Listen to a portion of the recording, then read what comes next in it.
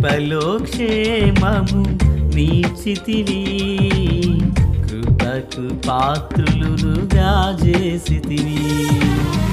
కృపలో క్షేమము నీచితివి, కృపకు పాత్రులుగా చేసితివి. కృపను గూర్చి పాడెదనేను, కృపను గూర్చి పొగడెద నిన్ను. కృపను గూర్చి పాడెదనేను, కృపను గూర్చి పొగడెద నిన్ను.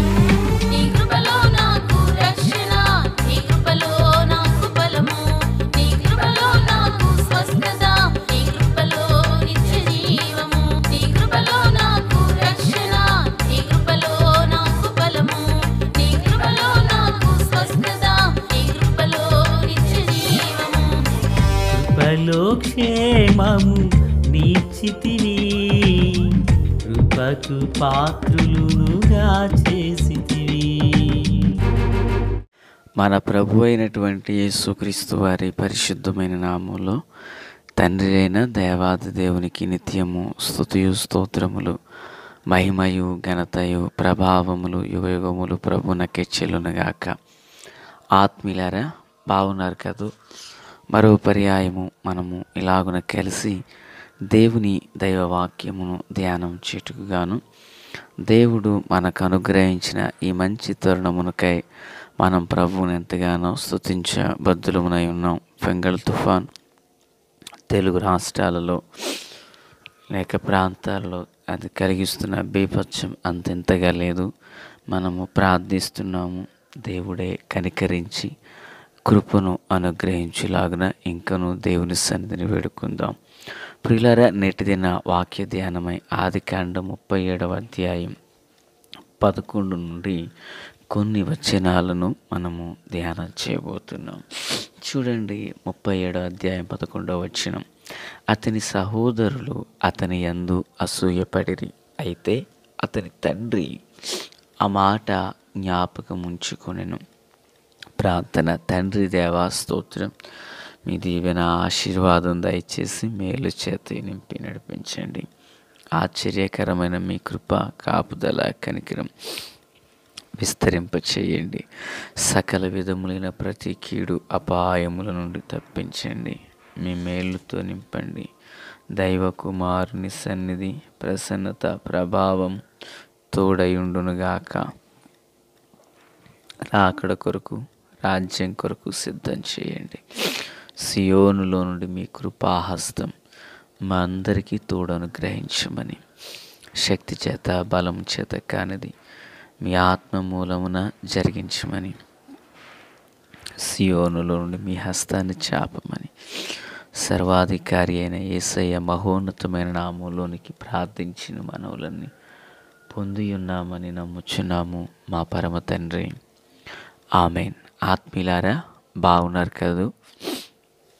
ఈ భాగాన యోసేపు యొక్క సహోదరులు యోసేపు నందు అసూయ కలిగి ఉన్నారని మనం చూస్తున్నాం.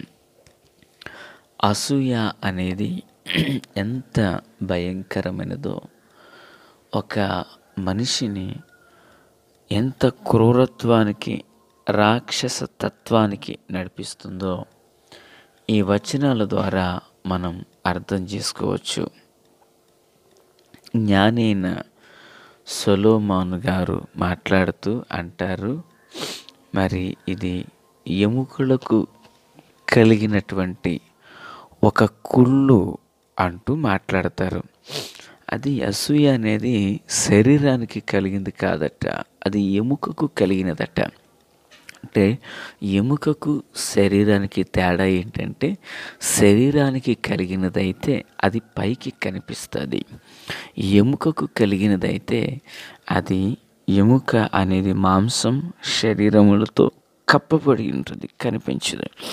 అది లోపల తినుకుంటూ పోతుంది. ప్రియులారా, దాన్నే మరి భాషలో చెప్పాలంటే బోన్ క్యాన్సర్ అంటారు కదా. ఆ బోన్ ఎప్పుడైతే తినేస్తుందో మనిషిగా నిలవబడలేడు. ఒక అసూయ కూడా అంత భయంకరమైనది అని ఈ భాగంలో మనం చూడవచ్చు. ఆత్మీయులారా, క్రీస్తునందు నాకు అత్యంత సన్నిహితులారా, జీవము కలిగినటువంటి దేవుని పిల్లలుగా ఈ వచనాల్లో కొంచెం ముందుకు వెళదాం. ఇశ్రాయేలుకు అవసాన కాలంలో పుట్టిన వ్యక్తి, వృద్ధాప్యలో పుట్టిన వ్యక్తి యోసేపు. కనుక యోసేపు నందు విపరీతమైన ప్రేమను తన తండ్రి కలిగి ఉన్నాడు. అయితే ఒకరోజు తన యొక్క సహోదరులు మందను మేపుటకు వెళ్ళినప్పుడు ఇశ్రాయేలు యోసేపును చూచి, నీ సహోదరులు షెకెములో మంద మేపుచున్నారు, నిన్ను వారి వద్దకు పంపెదను రమ్మని అతన్ని అడిగారు. అయితే పిల్లరా, యోసేపు ఎంత గొప్పవాడంటే తన తండ్రి అవసాన కాలంలో ఉండగా తన తండ్రి నియమించిన ఆ పనికి అతడు తల వంచి నేను బయలుదేరతానని చెప్పి అతడు బయలుదేరాడు. అయితే పిల్లరా, ఇప్పుడు యోసేపు ఎక్కడ నుండి బయలుదేరాడంటే చూడండి 14వ వచనం. అప్పుడు అతడు, నీవు వెళ్ళి నీ సహోదరుల క్షేమమును మంద క్షేమమును తెలుసుకుని నాకు వర్తమానం తెమ్మని చెప్పి హెబ్రోను లోయ నుండి అతన్ని పంపించాడంట. అప్పుడు అతడు షెకెమునకు బయలుదేరాడు. గమనించండి, హెబ్రోను అనగా సహవాసము అని. అప్పటి వరకు తండ్రి సహవాసంలో ఉన్న యోసేపు ఇప్పుడు షెకెముకు బయలుదేరాడు. హెబ్రోనుకు షెకెముకు దగ్గరగా 80 కిలోమీటర్ల దూరం పిల్లరా. అయితే ఇప్పుడు తన అన్నల యొక్క క్షేమం, మంద క్షేమం తెలుసుకుని తన తండ్రికి సమాచారం ఇచ్చుటకై ఈ యవనస్తుడు బయలుదేరి వెళ్ళాడు. షెకెము అనగా అర్థం భుజము లేక బలము అని అర్థం. ఇతడు షెకెముకు వెళ్ళేసరికి షెకెములో వారు లేరు. అతడు ఇటు అటు తిరుగుచూ ఉన్నాడు. అక్కడ ఒక అతను కనిపించాడు. పొలంలో ఒక మనిషి అతను చూసి, నీవేమి వెతుకుచున్నావని అతన్ని అడిగాడు. అందుకు యోసేపు అంటాడు, నా సహోదరులను వెతుకుచున్నానన్నాడు. వారు ఎక్కడ మందను మేపుచున్నారో అది దయచేసి నాకు తెలుపమని అడిగాడు. అందుకు ఆ మనుషుడు, ఇక్కడ నుండి వారు సాగి వెళ్ళిరి, వారు దోతానుకు వెళ్ళుదము రెండని చెప్పుకొనుట వింటినని చెప్పాను.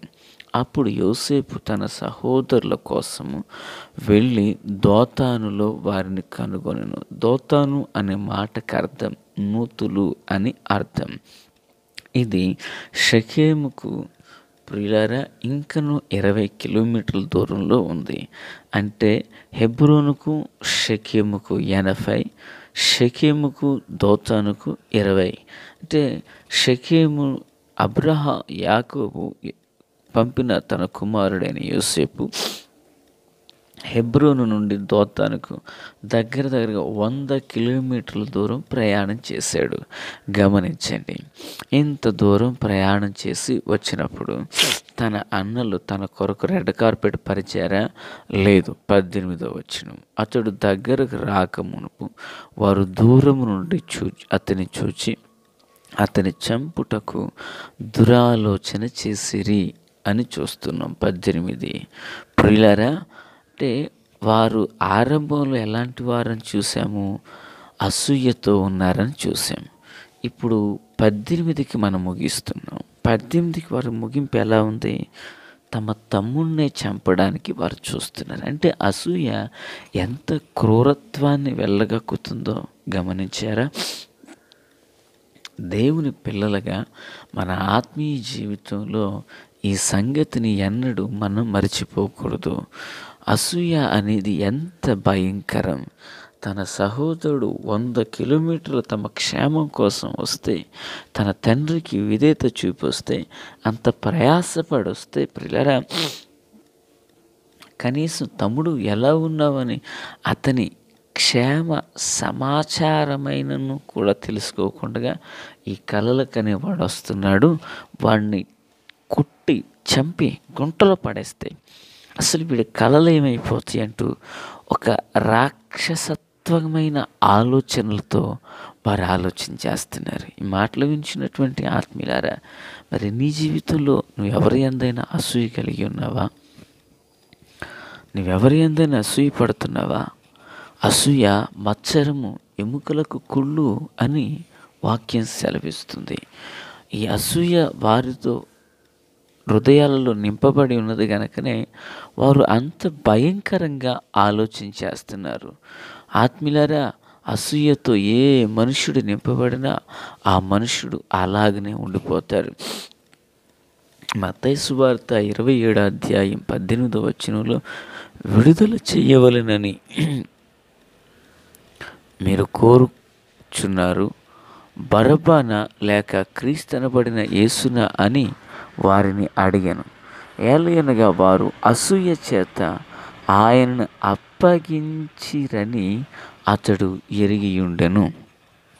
యేసును కూడా అప్పగించినప్పుడు వారు అసూయతోనే అప్పగించారంట. ఫలితం మనకు తెలుసు కదా, యెరూషలేము వీధులు రక్తము ఏరులై పారింది.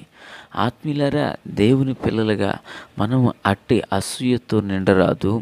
అసూయ మనకు అది నష్టాన్ని తెచ్చిపెడుతుంది.